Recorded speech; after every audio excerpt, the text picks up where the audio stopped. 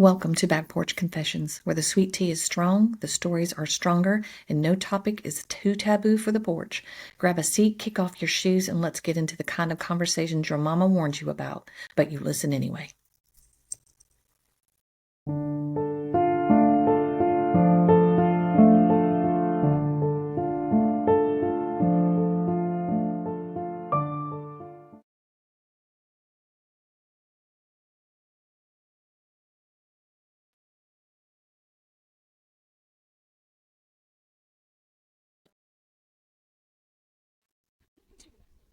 This is part two of Small-Town Big Sass. We're not going to start calling you Big Sass, though. That's a little too close to Big Ass.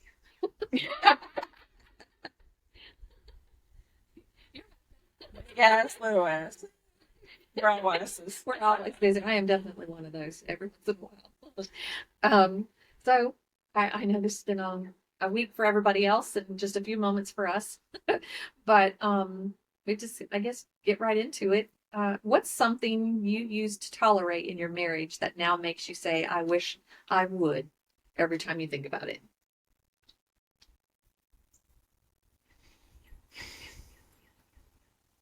If you keep going to the next question while you think about it, let me know. Yes, things come to mind, but I'm sure to dig up old bones. Yeah. Just you know, people tend to get too comfortable talking to you in any sort of way. Mhm. So now, if your tone changes with me, we're going to stop and address it at that moment. Yes. Yes. Absolutely. Yes. I have a very low tolerance for that. I don't suck it up anymore.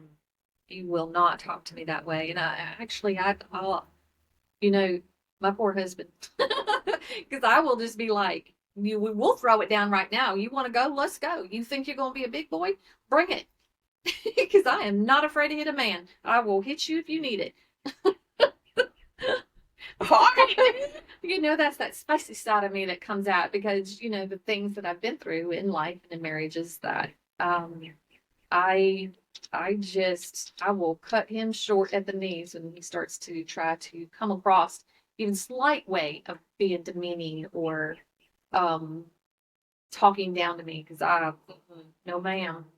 Okay, so the guy that um, I recently ended things with, he was giving me a punch list of did I do this, did I do that, so forth. Mm. And it just went all over me because he come from such an authoritative standpoint. And there were a couple things that were irritating me. I mean, I was already on edge because he said the L word. And then when he was doing that, I was like, you don't need a father. No, I remember you told me that what last week I think? Yeah. Didn't he do that to you last weekend? Yeah. And I was like, yeah, 52 years without one of those in my life. You're not going to step in and try and become that. Mm-hmm. And he wasn't personal. Well, I mean, who did he think he was? You literally He obviously wasn't who he thought he was. you literally just had been with him what? A month? 6 weeks, 6 weeks? 6, 7 weeks. Yeah, that's entirely too fast for him to think that he could I'm not your teenage roll daughter. in and start talking to you like a father figure. First off, at 50 something years old, you're not going to talk to me like you're my father anyway. I don't need a father. I've been doing this on my own for a very long time. I do not need you to punch list me. Yes. Love my dad. Bless his heart, he's gone, but he wasn't really there. I've never really much had a father, and I certainly don't need one now at 52. So yes, my husband knows better. He knows not to push that button with me. So I'm glad that you can. If you guys can hear my dog scratching the door, I do apologize. I have asked for some help in the house to take him out.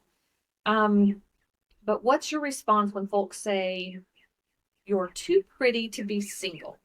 Or like, girl, does beauty cancel divorce court now? I have that has been said to me, or you can get any guy you want. Well, obviously that's not true.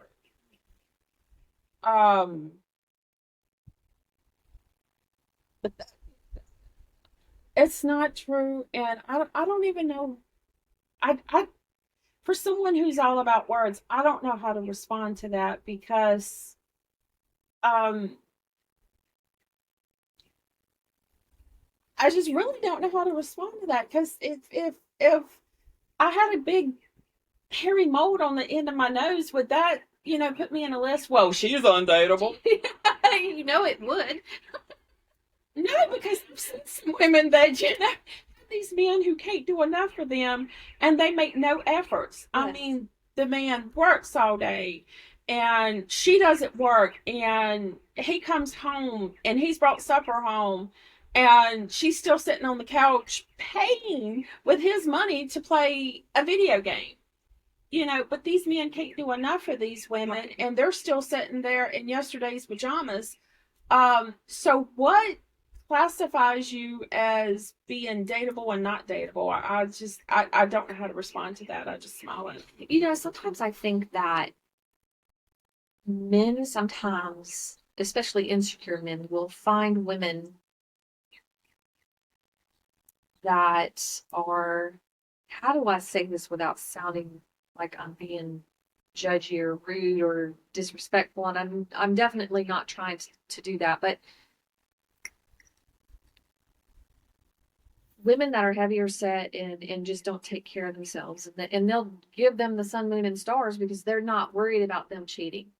But if they were to have somebody of our caliber, they'd be constantly worried that we're out talking to somebody, or somebody's talking us up, or who's on our phone, or who's in our messages. And so we are then intimidating to them, which you hear a lot. You hear that a lot, that you're intimidating. And I think that's one of the aspects is that, oh gosh, trying to get in a relationship with someone this fantastic is a whole lot scarier than finding somebody that is very, very low self-confidence, self-esteem. And so I think I see that happen a lot in the dynamics of people. I don't know, I could be wrong, but that's kind of how I see it. There's this man that I follow. He is a porn star, but he has Don't take us off social media for that. I don't know what the trigger word is. Hopefully that's not one of them.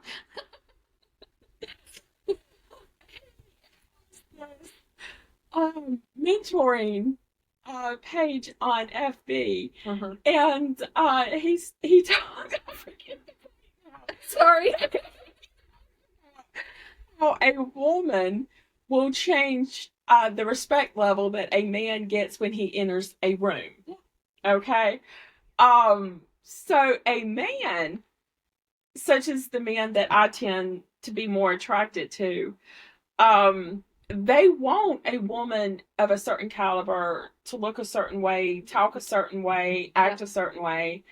But that at the same time weakens his confidence because he's like, everybody's looking at you and thinking I'm the shit. Yes. But they're looking at you and they're going to try and pursue you. Why would you want to be with me when you can have any of them? Yep. And that is such bullshit. Don't make me put on the eyeliner and the foundation and the lipstick and the pretty clothes and the heels with the little blisters on my baby toes, and all of this. Yes. And then, turn around and fire that back at me and cause me to have to fight you for weeks because, you sure did say hey awfully sweet to him when he came up to us. And I saw the way he was looking at you. Well, I can't control what he does and what he doesn't do. And you sure did talk to him long enough. Yeah. Your coach is a man? What? You work with a lot of men who wear suits all day. I know that you're more attracted to them than me that's got dirt under my fingernails. Oh, no, honey. Oh, no, trust me. That's a whole bag of package I don't even want, Don't even want that. No, man. And first of all, I come home to you every night, and I deal with your shit every day, Yeah. And I tell you I love you before I leave every day, and I greet you home every day with a kiss. this mug I'm getting paid to deal with. Right. Yeah. And it's just a catch-22 for women. You just really don't know what to do. At one point in my life, I was just wearing jeans and t-shirts and tennis shoes and so forth. Exactly. And in my mind, I was just living my life, doing my thing, supporting my husband's business and so forth. When we did go out, I dressed up. But then it was turned around back on me. Well, you never dress up anymore, and you never do this, and you never do that. So then I dress up and I go out, to work in the grocery store and stuff. Well, who are you dressing up for? For the love of God, how can I win? Yes, yes, yes. I do get that every once in a while. He'll be like, "You look awful nice today." Well, thank you. And then I just roll on. Well, thank you, because we're not having that discussion. Take your insecurity, go somewhere else with it. It's just, and with men, they put on their jeans and their shirts and their hats and, all of that. That's pretty much what they do every day. But, if our man puts on his smelly good and goes out, okay, whoa. Whoa. Yep, hold the phone. Where you going? Where are you going? You Why do you smell like that? And you've got to leave without me. And don't even let me find your cologne in your truck. Oh, yeah, no. That would be fighting words right there. Even though I keep perfume in my truck now. I'm single. I mean, we're girls. Single. I go out smelling good. It's normal for, sorry about that, guys. We are outside. It's normal to me, for women to wear perfume and smell good on a constant basis. It's not normal for most men, especially the ones that have grease underneath their fingernails, that work with their hands every day, to walk around smelling like a man. Right. There's nothing wrong with a good smelling man. I love a good smelling man. But my man better not be good smelling for somebody else. Well, I mean, but it's okay for me to smell good. That's kind of a double standard, isn't it? There's double standards everywhere. But like I was saying, I've told you before, my favorite compliment in the world is you're a good mama. Uh-huh. My second favorite compliment is you smell good.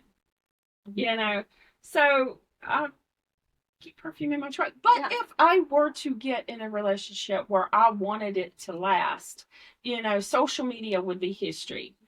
The perfume would go back in the bathroom.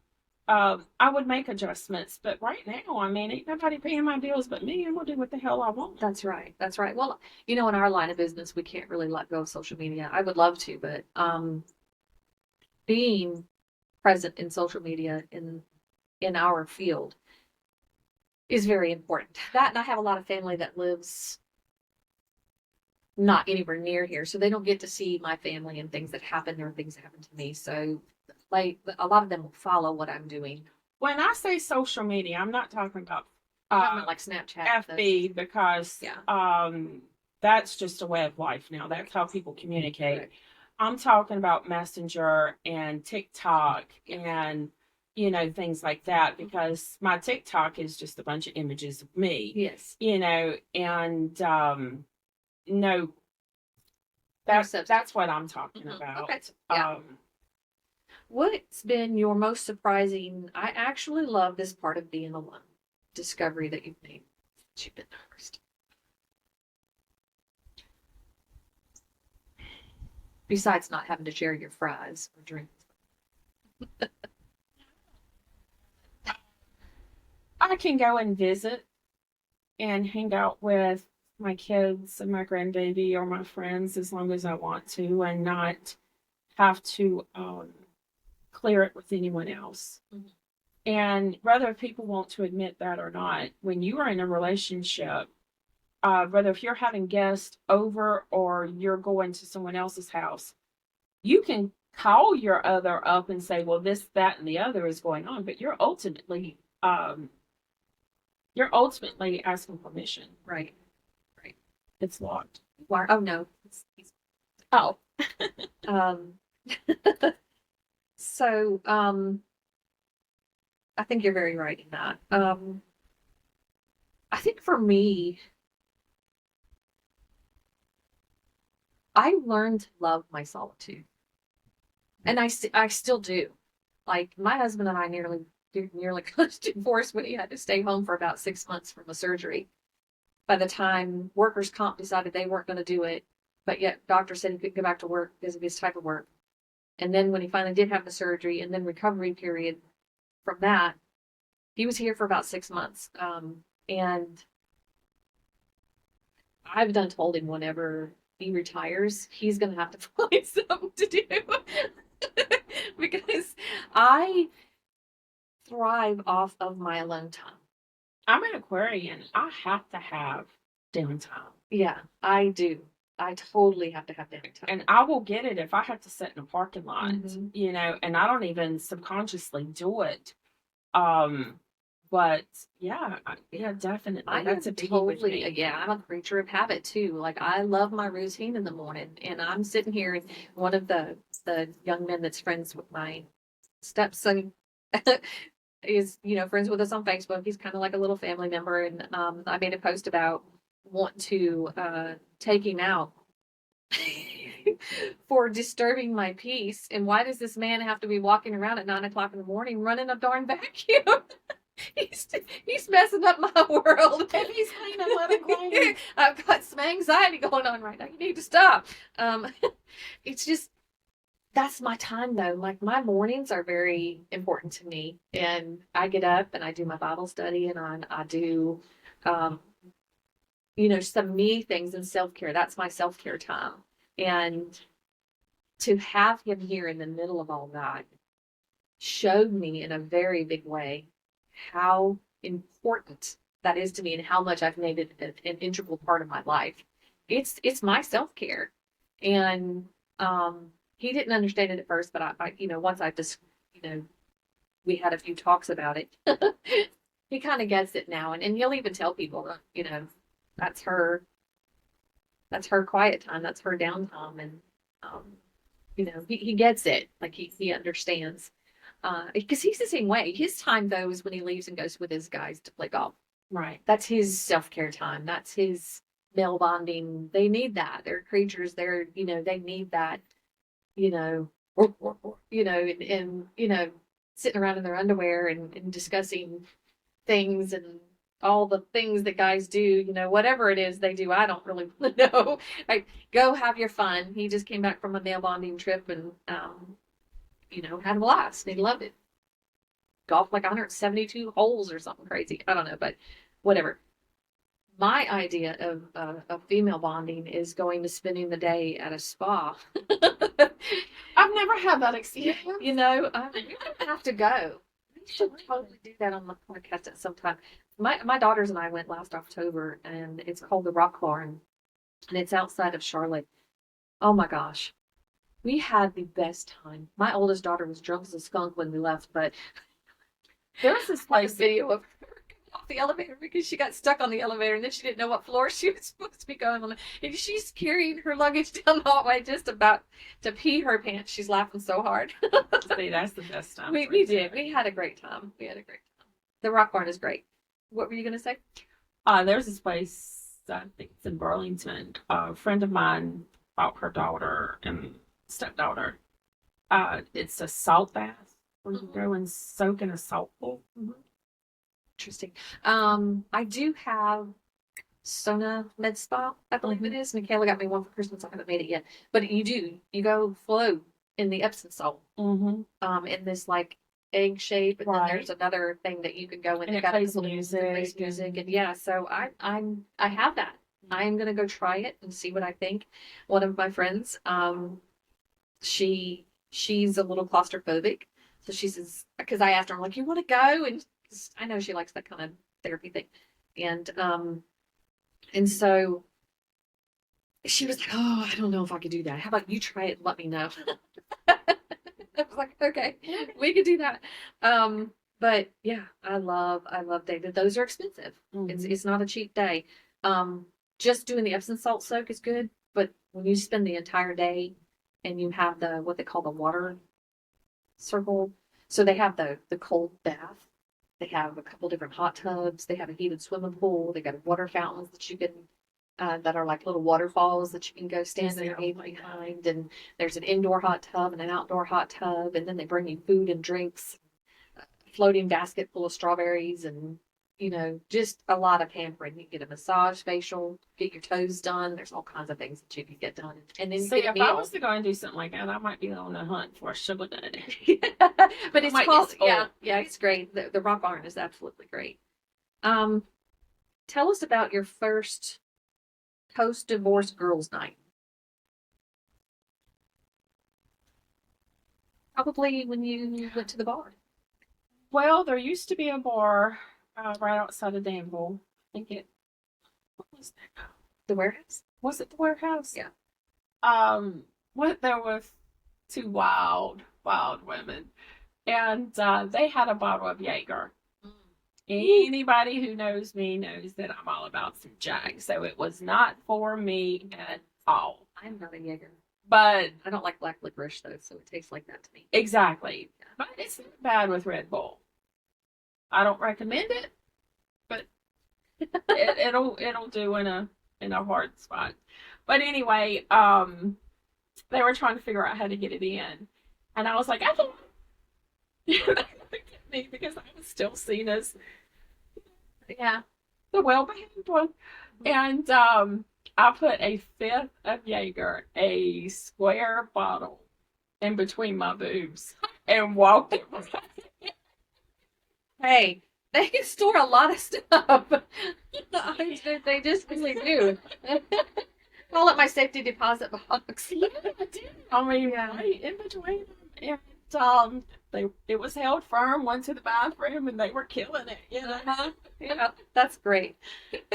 That's when you start carrying a little flask with you that could go in your purse, or like slide a few in here and there. Girl, no, they have upped the game. Because They have bras the that you concerts, yeah.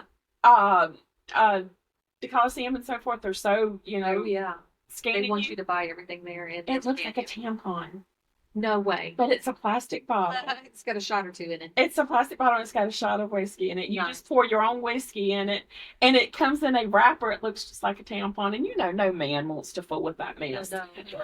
No. So, yeah. Yeah. How many people, especially women that are married and been married for a long time, how often do you think they look at us and judge us like, Every before I was married single anyway, day. little dusty hearts, bless your little dusty heart. Yeah. Something wrong with you. It's not so much of that. I mean, I guess I've just become immune to that. What I can't get over is the fact that single women have become a married woman's worst enemy. I'm glad I don't feel that way. She said that, and I'm like, I don't think so. I don't feel that way. Women, necessarily. whether if it's in work or if it's in friendships, relationships, you don't want your single friend hanging out around your husband.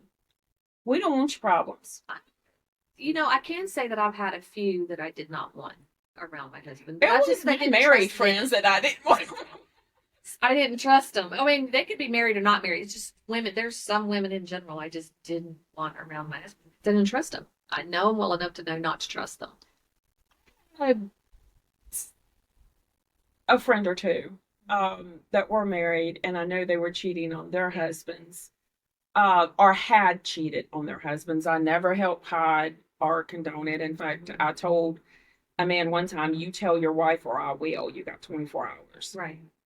So I never played along with that, but I know some women who cheated on their husbands, and my mindset was, if you cheated on your husband, you'll cheat with my husband. That's right. And so I get that from a certain standpoint, but judge me, not my marital status. If I wanted to go out tonight, I could pick up the phone and go out. I'm single because I want to be single, not because I want your husband. Right. Yes. Yes. That was the message I conveyed for many, many years. Like I have no interest in any, and I definitely don't have an interest in yours. Yeah, I made it a point. If my husband was at home and his friends stopped by, they never came in my house. We sat out on the porch and we talked. Yeah, just respect for your if marriage. if he wanted to linger, yeah. And my very best friend, um, she told me, she was like, "Oh, go to the house and do this, do that," and her husband was all, "No, no, I married them," and he is a wonderful, good-looking man. Adores her kids. Good man. Mm-hmm. I love her too much to ever leave room for that doubt. Yeah, absolutely. And she's like, "Oh, you're just being silly." And she gets mad at me for it. But I am very aware and very cautious of that, because when you've been cheated on, it does something on a level that can never be repaired. Absolutely. And it's not even, I'm probably going to go out on a tangent here. It's not even the act of sex, it's the self-dissecting that says, why did he walk out of our house and go directly to her? Why did he choose her over me? Why did he throw us away for 15 minutes to, Right. an hour at the most? What fun. was missing? Yeah. And because you give them everything and they just throw it away like stiff gum. Yeah, like, and you do. The one that's being cheated on is left feeling like they're not enough. You're the bad They're person. never good enough. You've done something to push them away. You've done something to make them not like you. And a lot of times they manipulate you to make you feel that way. The people that are doing the cheating. When the person who is supposed to always be there, the person that you depend on, is the person to throw you away, it does something. Oh yeah, it absolutely does something. And that's part of the brokenness that we go through. That people, give us pity for. I don't want to be pitied in that type of situation. Because when you pity me in that type of situation, it makes me feel even worse about myself. I don't want to be pitied in I any don't want to be situation. pitied in any situation, no, but just when you do that, when that happens during that type of situation, it makes me feel more like, yes, it was me. It's my fault. This is, that's why you're pitying me. Oh, poor her, bless her heart. Bless it. If she'd have done this or that, or if she'd have been prettier. Well, she obviously wasn't doing this, and Yeah. she let herself go, and she's probably gained 50 pounds, and or she's no fun. She won't leave the kids with the babysitter. She won't do this. She won't do that. I mean, I've heard every single thing that you can possibly think of, and make no mistake, I'm not talking about just my marriage. Mm-hmm. Oh no, this happens in all types of situations where those comments and thoughts come out about us. Yeah. Yeah. And go ahead. Let's be honest for a minute. Does our mom not genuinely go there herself? Oh yeah, every once in a while I definitely will, and then I have to stop myself and go, Stop okay, it. but Be better, do better. Yeah, what really is going on? And then I have this moment where I have to tell myself, oh, you know what? There's her story, there's his story, and then there's the truth. And we'll never know what the truth is. And a lot of times it's, and I'm trying to be a bigger, better person when I say this. Life just gets so effing heavy sometimes. And when someone extends that overly friendly hand, I think, dare I say, men just aren't strong enough to always turn it down. Women, we're not connected to sex. Correct. Like men are. We're Right. connected to emotional. We're going to cheat emotionally before we cheat physically. Men, they don't give two shits about getting emotional. No. They just want to hit it and quit it. But they're very disconnected generally when it comes to something like that. And so I do agree. Women do still do it, and they're just and some women can do it without the emotion. Don't want a single man. They don't want their own man. They No. don't purposely go after married men Absolutely. And I asked That's one with both- time. That happens with both people, though. I asked one time. She was the other woman, and I said, "Why? Yeah. Why would you do that? You know, you deserve better than that. Don't you want better than that?" She said, "I get all the fun and don't have to do any of the work." Yeah. She said, "He takes me out. He spends money on me. We have great sex, and I send him home to you with his dirty laundry." No, that's awful. Well, mm, if I ever had a woman tell me something like that, No, we had a very Woo! open heart-to-heart conversation. I mean, I had questions, and just if you're ever cheated on, don't ask the questions you really don't know, because that will be what haunts you at 3 o'clock in the morning. yeah, absolutely. Because then you'll start wondering if all those things were you, and that's why he cheated, and he cheated, and he cheated, or she, whatever the case is. On my last dating profile, and it will be the last dating profile, I put on there that I wanted a man I didn't have to share. That's a small ask. In my 52 opinion. years old, and I've never had a man I didn't have to share. I mean, now if I have to share you with your children, your family, get that. That's not what I'm talking No, about. that's not what I'm I'm talking about about. sharing your heart, your soul, your efforts, your everything about you with another woman. I'm with you on that. I don't want to share that. If you cannot choose me, And we don't even need to go down this road. Yeah. Yeah. Why do you think that men in their 50s are seen as catches just because they have a truck, a job, and teeth?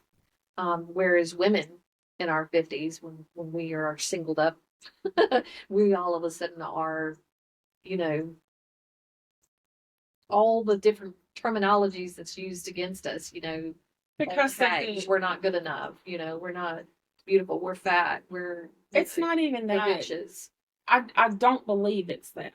I think it goes back to the mentality of I'm woman, hear me roar, I don't need a man. There has been a lot of women who have gone out there and who continue to go out there and put that image out, and we are all put in the same group, and I promise you, I am not that I'm not that woman. I'm a very nurturing woman. I'm a woman who, scratches the back and cooks homemade and, Yeah. Really appreciates taking care of my yard, keeping it pretty, making sure my vehicle is gassed and safe for me to go from point A to point B. That makes you feel powerful as a woman, but you don't need those things to feel powerful as a woman. You would like a man to be able to help you with those I things. don't want to feel powerful. I want to feel secure. I want to feel Maybe a that's a better word. firm foundation under my feet. And I've just accepted the fact that if I want that foundation, I've got to build it and stop looking for someone else to come and do it, because I'm just done. Yeah. Building the foundation with somebody, especially at our age, you just kind of think, okay, how many years do I actually have left on this earth? We're in our 50s. We're beyond half of our life at this Mhm. point.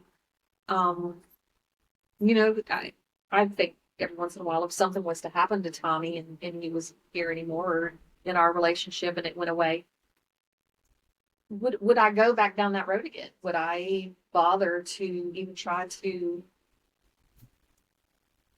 have a relationship with somebody? I don't know that I would. I just don't know that I would. I think that I wouldn't mind having a companion to do things with every once in a while, but I don't want somebody that can tell me what to do, how to do, when to do it.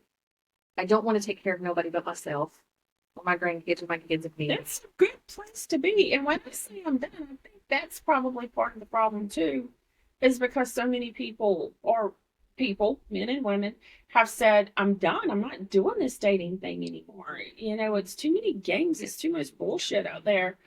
But if I wind up with someone again, it will be someone that I meet casually, and we will be friends, and it will turn into something. I am not, I am a woman. I am a Southern woman. I am not pursuing no man in any kind of way. I think that's why I was single for so long. Is because I'm not one to do that. I'm not going to go chase you.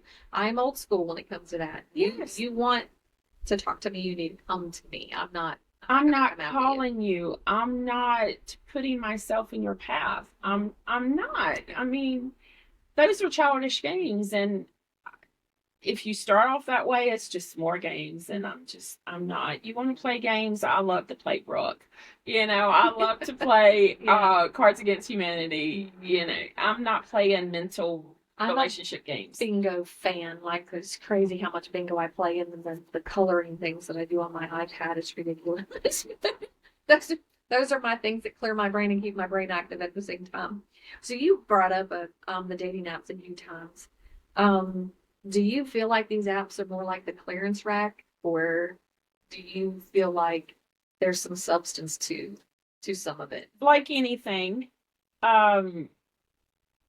it's a clearance rack. It's a cheating rack. It's a lifestyle rack. If you know, you know. But I do think that there are a sprinkle of good, wholesome people that are just lost on how to meet somebody. Yeah. And because you don't want somebody you pick up at the bar, but even at the bar, there's occasionally a sprinkle of some good people in there that's not looking for, a quickie. Mm-hmm. You don't want them in church, because let me tell you, that's a whole can of worms we don't need to get into. No. You don't meet them at the grocery store. You don't meet them at Lowe's. Lowe's is my favorite store in the world. Yes, that can be a woman's favorite store. Lowe's Home Improvement. For those in the South that know Lowe's food. Yeah. No. Lowe's Home Improvement. But you just don't know where to meet anybody anymore. Nobody does barbecues anymore. And then let's be honest, one of my favorite things to do is to go to a Grasshoppers game. I get me a hot dog, I get me a beer, and I go and I sit in an area where nobody's at, and I prop my feet up. If you see a woman sitting there like that, what's your first thought? Because I was that woman, for me, I wouldn't probably think anything. I'd think, she's a badass. You go, girl. Because I've been that person. Okay. It took me a minute to get out of my skin, to be comfortable, going to eat alone, going to sit at the bar and have a drink by myself. Some of the best conversations I've had is going out to eat by myself, like at the Celtic Fringe. I love to go and sit at the bar and have a nice meal. But most of the people are like, well, she's sitting there, she doesn't want to be bothered. She's contaminated. There's something wrong with her. Well, she's broken. She's a bitch. Yeah. Yep. Look at her. She thinks her shit don't stink. Yep. And what it is I want to prop my feet up, and I just want to enjoy the game. If you want to come up and have a conversation with me, chances are we're going to have a good time. Yeah. But men don't have the audacity to do that anymore.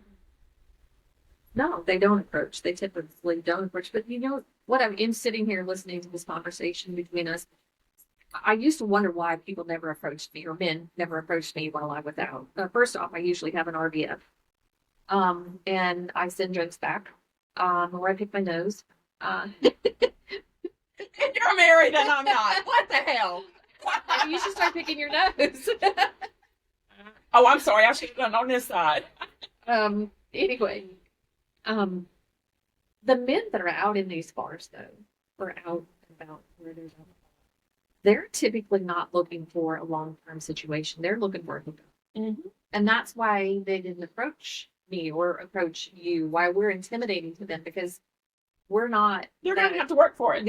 Yeah, exactly. So I think that you really kind of cleared that up in my head. I always thought there was just something wrong with me, because that's how society makes us feel. But I really, truly now I'm like, wow, I think it's really because they weren't looking for someone. They were looking for someone that's going to spread their legs quick. Yeah. And that's what they wanted. That was not going to be And me. I'm not sharing that energy with just anybody. That was not going to be me. Never have been that person, and I won't become that person. Yeah.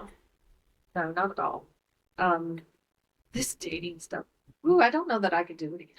I have saved a couple marriages just by taking my girlfriends out and showing them what single life is, and they're like, "Yeah, no, don't want no part of it." No, I don't think I would want any part of it. Do you feel like God had to break that chapter off so he could rebuild you stronger, sassier, and with a better wardrobe?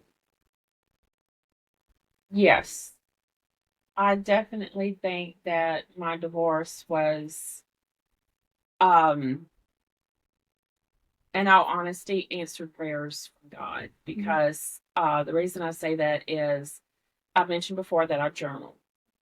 And going back through my journals, 4 months to the day that he walked out, I was walking in our bottom field and I prayed out loud. There were a lot of things going on in our lives at that point, and I really did not know which direction to go. Um, my husband wanted me to go in one direction, which I wasn't comfortable with, but I wanted to support him. I'd always supported him. And I asked God to remove all the fake people out of my world Careful what you ask for. and to give me something solid to stand on and protect the ones I love. And literally 4 months to the day that he left, I was that. And I think because everybody, and the people that I say that were in my life, I never cooked just for my family because I always knew somebody was going to stop by. We had company every single night, and they all left out the door. No phone calls, no knocks on the door, no nothing, like I said earlier. And now the people that are in my life, they're rock solid. And so, yeah, be careful what you pray for because you will definitely get it. God is still answering prayers living daily. Yep. And that's part of the loss that you feel during that situation is when all those people who are part of your identity leave and you don't have these people to cook for anymore. You don't have You feel anything. really lost. You don't Like, even have the hobby such a that loss. you've had. Yeah. I enjoy people going, "Oh my God, Angel, this is so good," and going back for seconds and this and that. Well, now I don't even have anyone to cook for anymore, but that's okay because I don't have the money to cook anymore. Yeah. So, yeah, it's a very humbling experience. I know that you have a guilty pleasure of taking multiple baths a day. Do you have any other since your divorce that you've discovered about yourself that you really enjoy? I enjoy making things with my hands. Like And your necklace. She did Yes. this. Beautiful. Her bracelet. So when I get stressed out about things, I'm a learner. I like to learn things, and so I will read and research. Love to research. I'm old school. Get them encyclopedias out. Um, but when life gets heavy and I'm just tired, I'm mentally tired, I will pull out my saw, my sander, the hot glue gun. I can make jewelry. I can make wooden shelves, redo I was furniture. going to say, don't you redo furniture too? Yeah. So making something beautiful out of nothing. Mm-hmm. And you've done a few dream catchers too. A few dream catchers. My bathroom shelves is my latest and greatest. I just love them. Took one piece of wood and I made a piece of wood that goes over the shower rod, and I cut it look like raw edge wood. And then out of the scrap material, had no intentions on making it. It was a second thought. I made my shelves in my bathroom, and I'll have to show you a picture. Just really, it all turned out really, really nice. Yeah, I'm not that talented. It's just I trying could to do some crafty things, but I'm not that kind of crafty. I don't know that I could pull out a saw and do something. I'd probably cut a finger off. I'm gonna try. You take me to the spot, and I'm gonna teach you how to work a saw. That's right. I'm more of the girly girls. If your ex had a theme song every time he walked into a room now, what would it be and what would yours be? Girl, you trying to make me put me on point. My ex-husband was and is a good time Charlie. Mhm. He is got the best personality. He will make you laugh. Uh, even when you're in a pissed off mood. When we were married, I couldn't look at him if I was mad because he would make me laugh and the day would be over. And sometimes I just wanted to be I mad. wanted to be mad for a minute. So it would definitely be something upbeat towards him. Me, I don't know. I mean, my sister and I both did some type of survey, and it was about 3 or 4 months apart. And we both picked out the song Bitch. Uh-huh. Um, Oh, and gosh, who sings that? when we got together for dinner or whatever, somehow or another come up in conversation and we just laughed. But I think every woman relates to that song somewhat. Absolutely. Um, Hey Siri, who sings the song Bitch? what? She told me listening. Siri is awful. She is spicy. Anyway, if we figure it out, we'll put it in the notes, y'all. I don't remember who sings it. That I probably will remember after we get done with this. Riding home, I'm going to be going through my playlist going, I should have said that song. But Yeah. it would be a hippie song, probably something by oh my gosh, what is her name? Everybody loves her. 70s, Stevie Nicks. Stevie Nicks. She had a Um, birthday, I think. Yeah, she's like 77, something like that. Yeah. I mean, I hope I look like that at 77. Right. With these home Oh, jobs, gosh. I doubt it unless I get some I work know. done, but I can't afford that. So, Sure she's got um, I'm the older I get, the more I get into my kids call it hippie gypsy. Mm-hmm. I think it's more of a Native American. I want to be more comfortable than cutesy, Mhm. just Style. boho, which is used way too much now. But Yeah, it probably is. for years, and I'm gonna turn left here for a minute. For years I would not embrace my heritage. Right. Because it was through my father. And I don't hate my father. I let that go a long time ago. But I did hate him for a very, very long time. And he's Native American, so I associated all that, and I wasn't going to celebrate it because that was celebrating him. But as I've gotten older, I've realized that you can't categorize all of that. And Native American is such a beautiful, beautiful group of people and life and the way that they live and appreciate all living things. Yes. I love that. And so, yeah, I have a little and I claim it all. I think that your the heritage, the Indian heritage that you have in you is an integral part of who Angel is. Just off of what I know of you from married to divorced to this fabulous person that sits here with me today, I just think that it it shines through you. Um, that aspect of your world. Take that as a compliment. I can't think of that in Indian or seeing a dream catcher or anything that's related to them without thinking about you. And I just nice think thing to say. yeah, I just think you exhume it in a beautiful way. Instead of hiding from it. You live it, you breathe it. Um, and I think that's fantastic when people can do that for themselves, to know themselves well enough to know that everybody around them is going to be able to feel their presence in what it means to them to have that heritage. Because not everybody can say that. That is my third favorite compliment.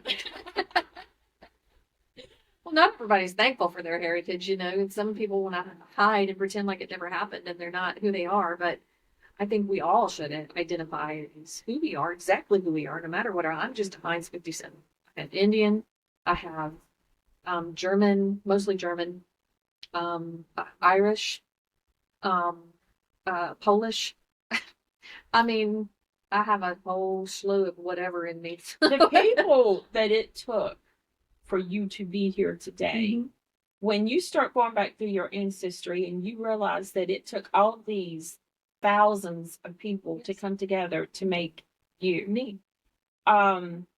you have to kind of look back with some gratitude Right. and some Amazement. acknowledgement, that they went through all the life struggles and the hills and the valleys that we have on a different level, obviously, but they all wound up in the same place, and we are too. Yeah. So we got to stop taking life so damn serious.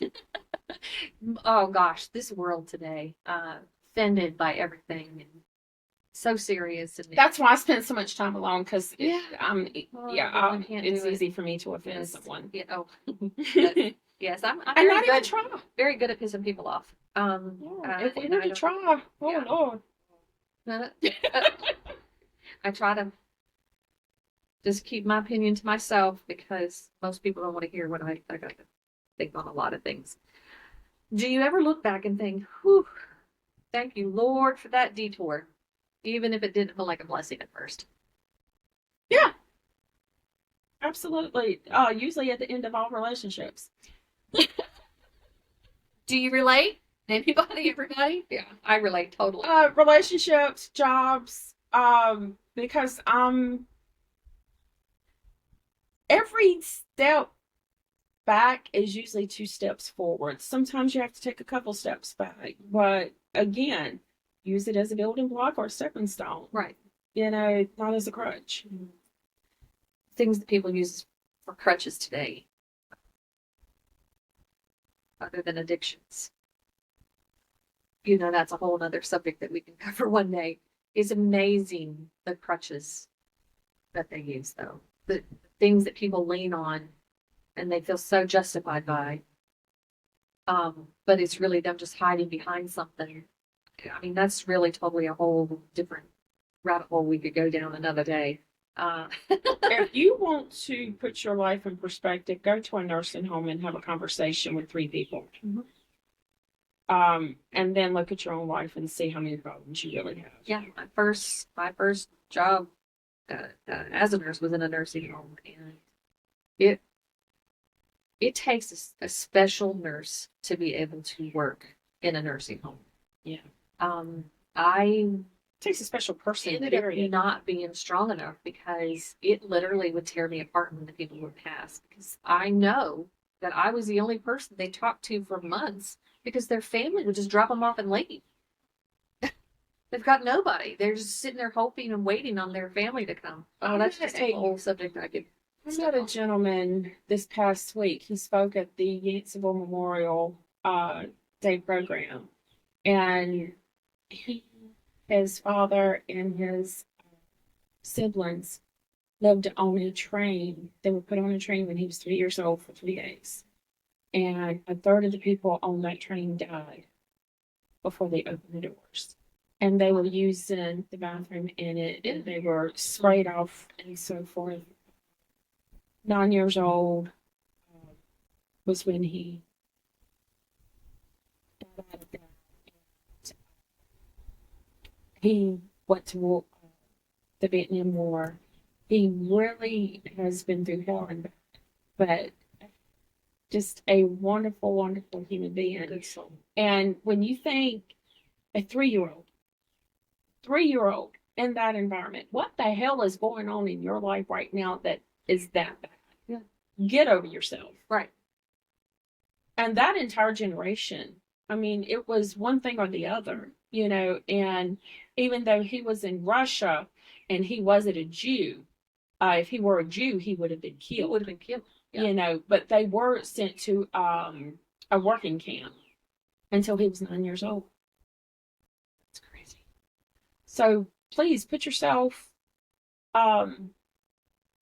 where you belong and stop feeling sorry for yourself, because nobody alive today, except for, the oldest generations, have really gone through hell, like that. I mean, we've all had our own personal battles, but I cannot imagine. No, I can't. Or I being can't. the father of him. And having to watch him watch all of this. Yeah. And go through all And go of through this. that. See the death. And be totally, defenseless. Helpless. Can't help him. You can't protect them. Can't. Not from situations like that. And I thank God, as a mama, I was never put in that situation. Oh. Yes. Because I would have gotten myself killed. Quickly. No, I definitely would have. Yeah. I definitely would have. Well, we're running quick on our time. I do have one last question that I think this is probably going to be lengthy for you. What would you say to women in general, small town women, that feel stuck in being too judged, being too tired, being too old to be in this situation? Just like I was mentioning, if I was to end the relationship, I feel I'm too old to try to move into something. I'm too tired to deal with it. I'm too, people are just going to judge me, and I can't live my life, because if I do live my life and I'm just me, and they're going to judge me for it. What do you tell those women that feel like they're stuck and they can't start over fresh? That they need to stay where they're at? First thought is, to hell with the relationship. You don't need somebody to complete you. You don't need someone to snuggle up with at night. You've got too much work to do to even entertain that. If a relationship is meant to be, it will come. You don't have to seek it out, because at this point you need a man's man that will come and make your life easier, not someone you have to seek out. So don't even worry about the relationship. 2, to hell with what people think. They're going to think, they're going to talk. You can't please everybody. If you sit at home, you're an old hag. If you go out, you're a bar whore. So to hell with what people think. Find what brings you any type of joy. You've got to have something to look forward to every single solitary day. And there were days that I gave myself hourly things to look forward to just so I can make it through those days. And those things that do bring you joy, do them. Even if it's just taking a damn selfie and then climbing right back into bed. If it's making something, if it's going to a lake or a river. Yeah. Go for a walk, go for a jog. One of the things that stand out to me is I had lost another job, going through my divorce, didn't have money to pay the bills, and it was raining. I was lost. I didn't know what to do. And I went to Chicopan and I walked. It's so pretty there. Yeah. And it was raining. And I wanted to walk in the rain because I was crying so hard. If someone saw me, I didn't want them to see me run. But at that point, I was no longer the teapot. I didn't have a little bit of steam to let off. I had a whole lot. And there's this little place down by the bridge. And I sat there. I propped my feet up on the railing. And I just had a good cry. And when I walked out, the sun was shining through the leaves in the trees and stuff. And it was such a moment of, release. Yeah, I could just exhale. I wasn't holding my breath anymore that day. I had let all the heaviness off, and I was just able to exhale and get on with the program. So it's okay to cry, and it's not okay to get comfortable with it. And it's okay to take time out and do the things that make you happy. And like I said, to hell with the relationship, and to hell with people and their opinions. And if you get in a relationship and you want to be in one, and you have gone through all of this, and it happens naturally, then go be. Don't worry about people judging you for that. Again, if it brings you Joy. happiness, Yeah. you've already dotted the I's, you've already crossed the T's, you've already done what was expected of you. You wore the white little gloves and the little talk shoes with your blue suits and all that bullshit. Mhm. You know, you've done everything the way you were supposed to do it, and it didn't end the way you thought it would. So now find what You brings you joy and do it. You take the damn selfie. Till Shall we next do it? time. Selfie. Next time. That's a wrap on this episode of Back Porch Confessions, where the tea is hot, the stories are real, and we never apologize for keeping it honest. Produced and edited by the magic makers over at Zay Media. Until next time, keep your porch talk spicy and your secrets safe. Mostly.